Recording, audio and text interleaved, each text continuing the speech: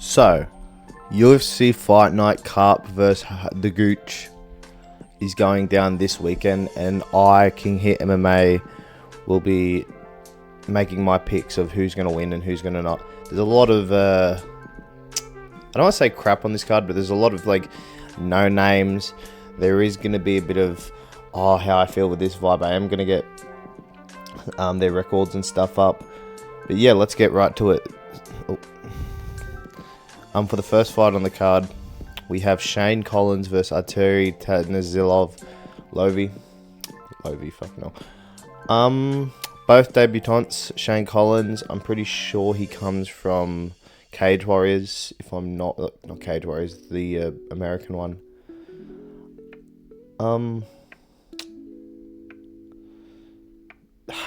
Legitimately, these are no names. There is no actual background on them. They haven't fought in the UFC. I'm gonna go Shane Collins. He looks like the better fighter, I guess. I don't know. The first few are gonna be a bit however you want. So yeah, I'm going Shane Collins. Yeah. And for the next fight, it's ironic that a women's fight is actually what we know. Carl Rosa versus Luana Santos. Carl Rosa, she keeps up all the time with all the fighters. She's a win-loss fighter most of the time. She'll win against a Nora Carinoli and then lose to a Aline Perez, then win, then lose, then win. But she's losing against half-decent comp, usually girls in the top 5. Obviously by decision. There's no other way Carl Rosa wins. And Luana Santos, I do like her list of wins. I do like Croden's not very it's quality versus quantity with these two girls. Luana Santos only lost in the last few years is Casey O'Neill. Casey O'Neill looked good in the last fight, man, but she submitted Liz Boa, went to a decision with Melissa Croden, not a good look, and then had a submission with Maria Akapova. It's fucking women's MMA. I'm gonna go Luana Santos by decision. Yeah, I just think if she gets Carl Rosa to the ground, she'll just smudge her out. Anyway, on to the next fight. We've got Leon Shabazian versus Levin Shakili. Once again, do not know these fighters. Genuinely, there is no stats that I'm getting. If I'm going to go off vibes, I'll go Levin Shakili. Just based off vibes. Yeah. I hate doing this because I should be looking up what the fighters are, how good they are, how big they are. If I was to look down here. Whoa. Holy hecker. 6'4".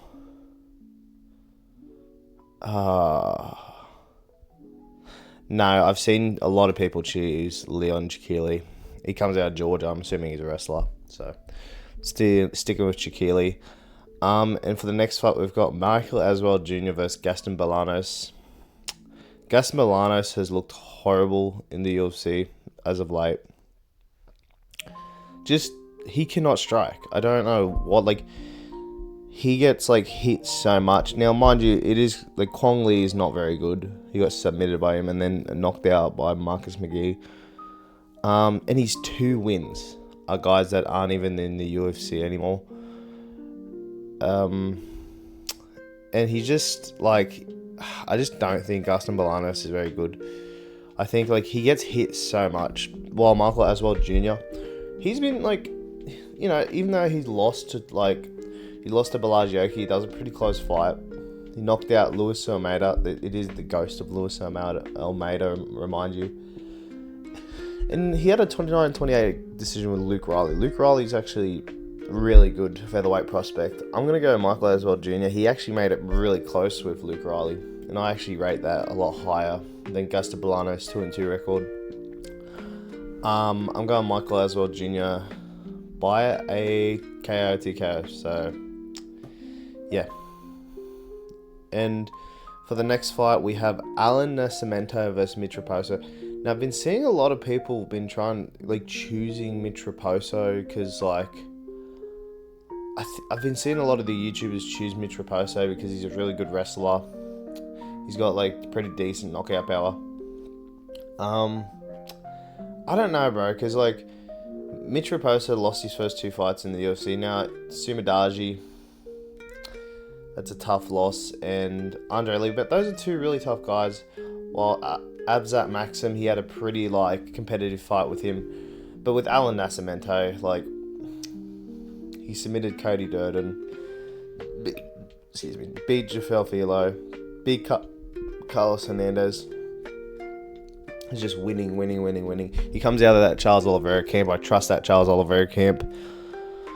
I'm going to choose Alan Nascimento by submission. I think Mitch Raposo is going to go for a takedown, and he's going to get locked up in a choke. So, yeah, I'm choosing Alan Nascimento by submission. And for the next fight, we have Bia Mosqueda versus Melissa Mullins. Ironically, another women's fight I actually kind of know. Bia Mosqueda has looked pretty good in all the fights, obviously by decision. But, never mind. Submission. Fuck. What? Okay. Yeah, she submitted Montse Rendon, who was actually, like, pretty hyped up. And she beat Irene Aliskiva. I didn't see Melissa, like... I did cover that fight. But anyway, she submitted her last 2 opponents, which I rate finishes a lot higher in women's MMA. If you're submitting or finishing all your opponents, that's actually pretty impressive. And Melissa Mullins, she's a win-loss fighter, you know, KO'd Segula, who isn't in the UFC anymore, and beat Eliskiva. But she lost to Nora Kalinoli, and then, like, that Zelenakova fight, if I remember, it was a horrible fight. I'm going to go Bia Mosqueda by submission. She's finishing all these girls. I'm going to go by submission. She should make quick work of Melissa Mullins. She didn't seem too good against Zelenakova. So, yeah. Bia Mosqueda by submission. And for the next fight, we've got Andre Lima versus Kevin Borjas. Like, Andre Lima, he's the guy who got bit, if you didn't know. Imagine getting a bite bonus. That'd be sick. But yeah, man, like, he's been undefeated in the UFC, is undefeated. Submitted his last Danny Perez. Danny Perez isn't very good. He's out of the UFC. Had a, like, dominant win over Felipe dos Santos. And then beat Mitch Raposo, who's fighting before. Well, Kevin Borjas, he's 4-1 in the UFC. Like, what are we gonna say here, bro? I was like, I get the opponents have looked good, but I'm going Andre Lima by a finish. I'll say a KO, TKO in the first or second round. I'm going Andre Lima. So, yeah. And for the next fight, we have Vinicius Oliveira versus Andre Fili. Vinicius Oliveira, super dangerous bantamweight coming up to featherweight. You know, like, he lost to Mario Batista, gassed out. He had a really weird style in that fight, but otherwise he's been looking clean as hell. Like, had a dominant fight over Kyler Phillips, Sid Magomedov, Ricky Simone. Like, these are really good wins. Like, they're mid-level bantamweights. It's really good. While Andre Fili, I think a lot of people, like, if you look at Andre Fili, who he's lost to and how he lost to him isn't horrible. Like, Melquizael Costa is really good. He was actually piecing up Melquizael Costa in that fight. Jose Delgado, you could have nearly gave that fight to Andre Fili. Like, it was a really close fight. He beat Christian Rodriguez. That's a really good win. Cub Swanson. We looked how good Cub Swanson was looking. Like, I'm just saying, like, he was looking really good. And then losing to Dan Ige is pretty shocking. But otherwise, man, like, Andre Fili's been looking good at featherweight. Vinicius Oliveira is coming up to, like, I think he's going to be slower. His style that Andre Fili might take advantage of. This is going to be my roughest pick of the card. I'm going Andre Fili by decision. I think that fight with Jose Delgado really showed, like, damn, he is, like, always going to give a tough fight. He's bigger, he's lankier, he's stronger than Vinicius Oliveira. I'm going Fili by a decision. And for the next fight, we have Melzik Baghdasaryan versus Murtazi Magomedov. I'm going to be honest. I know Melzik Baghdasaryan. Do not know who Murtazi Magomedov is. Does that really say he's 1-0? I'm pretty sure that's wrong by the UFC. But Melzik Baghdasaryan, he's looked like he had a pretty good start to his UFC career, winning against like Brendan Souza, Colin Aguilin, but then losing by submission to Josh Kulabau, having a close fight with him. Then he beat the shit out of Tucker Lutz, but then got KO'd by Jean Silva. No shame in that. While Murtazi Magomedov is debuting, he's undefeated, and he's like a really good KO puncher. Melzik Baghdasaryan, I think it's a really tough fight because like I know I'm a bit okay. I'll just choose the guy obviously that has been in the UFC. He's got the UFC experience. I'm just convincing myself to choose Baghdasaryan, but don't be surprised with Magomedov because I did see this guy on the Contender Series. He knocked out his last opponent in real impressive fashion. But yeah, I'm choosing Baghdasaryan by a decision.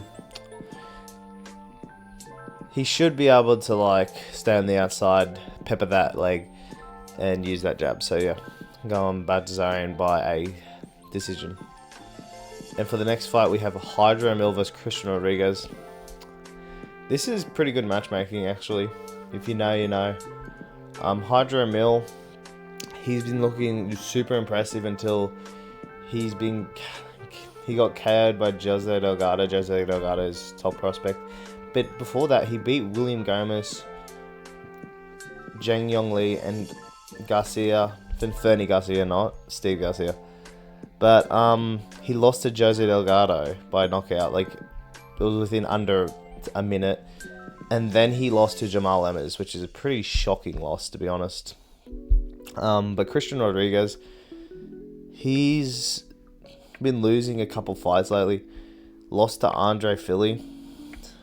I don't think there's no shame in losing to Philly. Philly will catch you, is a good fighter. Milky Costa, top 15, top 10 fighter. Austin Bashi beat him. And then he legitimately beat Isaac Delgarian. Isaac Delgarian was a legit prospect before,